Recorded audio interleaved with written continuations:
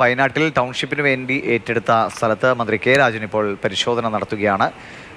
ഒരാളുകൾ സൊസൈറ്റിക്കാണ് ടൗൺഷിപ്പിൻ്റെ ചുമതല. നേരത്തെ അവരുടെ പ്രതികരണങ്ങൾ നമ്മൾ കണ്ടതാണ്. വല്ലാതെ വെല്ലുവിളി നിറഞ്ഞൊരു പദ്ധതി തന്നെയാണ്. പക്ഷേ ആത്മവിശ്വാസത്തോടെ മുന്നോട്ട് പോകുന്നു എന്നാണ്. എന്തായാലും പുനരധിവാസം കാത്തു നിൽക്കുന്ന നൂറുകണക്കിന് കുടുംബങ്ങൾക്ക് എത്രയും വേഗം അവരുടെ സ്വന്തം എന്ന് പറയാവുന്ന ഒരു വീട്ടിലേക്ക് താമസം മാറ്റാൻ കഴിയുന്ന ഒരു സാഹചര്യം ഉണ്ടാക്കുക എന്നതാണ് സർക്കാരിന് മുന്നിലുള്ള ഏറ്റവും വലിയ ദൗത്യം. അതിൻ്റെ ഭാഗമായിട്ട് മന്ത്രി ഇപ്പോൾ അവിടെ എത്തിയിരിക്കുന്നു.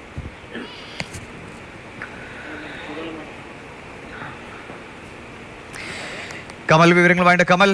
വളരെ വേഗത്തില്ലേ സാധാരണ ഇത്തരം കാര്യങ്ങൾ ഇഴഞ്ഞു പോകുമെന്നൊരു ആശങ്ക പൊതുവെ എല്ലാവർക്കുമുണ്ട്. ആ ആശങ്ക ഉണ്ടാകാതിരിക്കാൻ വളരെ വേഗത്തിലുള്ള നടപടികളിലേക്ക് കടക്കുകയാണ് മന്ത്രി. ഇന്ന് എത്ര സമയം ഈ പരിശോധനകൾ ഉണ്ടാകും? മന്ത്രി കുറച്ച് ദിവസങ്ങളോടെ തുടരുന്നുണ്ടോ? എങ്ങനെയാണ് കാര്യങ്ങൾ പോകുന്നത്?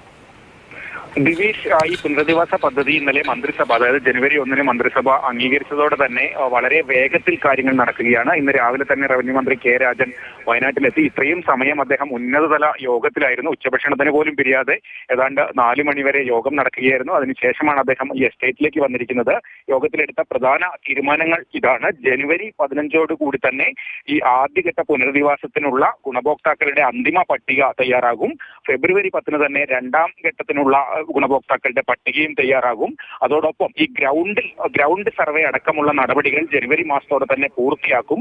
അതിനുശേഷം ഈ നിർമ്മാണ പ്രവർത്തനങ്ങൾക്ക് ഒരു ടൈം ലൈൻ ഫിക്സ് ചെയ്യും. അത് സ്പോൺസർമാർക്കടക്കം ആ ടൈം ലൈൻ ഫോളോ ചെയ്യാനും അതിൽ ഇടപെടാനും കഴിയുന്ന തരത്തിൽ ഓരോ പ്രവൃത്തിക്കും ടൈം ലൈൻ ഫിക്സ് ചെയ്യും. അത്തരത്തിൽ വളരെ വേഗത്തിൽ നടപടികൾ മുന്നോട്ട് കൊണ്ടുപോകാനാണ് സർക്കാർ ശ്രമിക്കുന്നത്. ഈ ദുരന്ത ബാധിതരുടെ പട്ടികയിൽ ഉൾപ്പെടുന്നവർക്ക് മുന്നിൽ 2 ഓപ്ഷനാണ് ഉണ്ടാവുക. ഒന്നുകിൽ ഈ പദ്ധതിയുടെ, ഈ പുനരധിവാസ ടൗൺഷിപ്പ് പാക്കേജിന്റെ ഭാഗമാവുക, അല്ലെങ്കിൽ അവർക്ക് 15 ലക്ഷം രൂപ പണമായി നൽകും. മറ്റ് സ്ഥലങ്ങളിലേക്ക് മാറി താമസിക്കാനോ വീട് മാറാനോ അല്ലെങ്കിൽ മറ്റു ജില്ലകളിൽ പോയി താമസിക്കാനൊക്കെ ആഗ്രഹിക്കുന്നവർക്ക് 15 ലക്ഷം രൂപ നൽകും. അല്ലാത്തവർക്ക് ഈ പദ്ധതിയുടെ ഭാഗമാകാം. അത് ഈ 2 പട്ടികയിലും ഉൾപ്പെടുന്നവരുടെ കാര്യമാണ് അത്തരത്തിൽ പറയുന്നത്. എന്തായാലും ഊരാളുങ്കലിന്റെ പ്രതിനിധികളും അതുപോലെ കിഫ്ബിയുടെ നിർമ്മാണം, പൊതുവെ ആളുകൾ ഇതിനോടാണ് താല്പര്യം പ്രകടിപ്പിക്കുന്നത്? ടൗൺഷിപ്പിന്റെ ഭാഗമാകാനാണോ അതോ സ്വന്തം നിലയ്ക്ക് മാറാനാണോ? കൂടുതൽ ആളുകളും ടൗൺഷിപ്പിന്റെ ഭാഗമാകാനാണ് ഇപ്പോൾ താല്പര്യം പ്രകടിപ്പിച്ചിട്ടുള്ളത്. ചിലരൊക്കെ ഇപ്പോൾ പാലക്കാടേക്ക് മാറിയ ഒരു വീട്ടമ്മയുടെയോ മറ്റോ കാര്യം മന്ത്രി തന്നെ പറയുന്നുണ്ടായിരുന്നു. അത്തരത്തിലുള്ള ആളുകൾക്കൊക്കെ പണം നൽകാം. അതുപോലെ വേറെ ഏതെങ്കിലും സന്നദ്ധ സംഘടനയുടെ ഭാഗമായി ഇതിനോടകം വീട് നിർമ്മാണം തുടങ്ങിയ ആളുകളൊക്കെ ഉണ്ട്. അത്തരം ആളുകൾക്ക് ഒരുപക്ഷെ പണമായിരിക്കും സൗകര്യം. അത് ഇതിലേതെങ്കിലും ഒന്ന് അവർക്ക് തിരഞ്ഞെടുക്കാനുള്ള ഓപ്ഷൻ ഉണ്ടാവും. മറ്റൊരു കാര്യം ദേവീഷ്, പ്രധാനമായും പറയാനുള്ളത് ഇന്ന് രാവിലെ അടക്കം ദുരന്തബാധിതർ ഉന്നയിച്ച ആശങ്ക എൽസ്റ്റൺ എസ്റ്റേറ്റിൽ 5 സെന്റ് ഭൂമിയും നെടുമ്പായിൽ 10 സെന്റ് ഭൂമിയും എന്നാണ് മുഖ്യമന്ത്രി പറഞ്ഞത്. അതിലൊരു ആശങ്ക, ഈ 5 സെന്റിലേക്ക് ഒതുങ്ങാൻ കഴിയില്ല എന്ന് മിക്കവാറും എല്ലാ ദുരന്തബാധിതരും പറയുന്നുണ്ട്.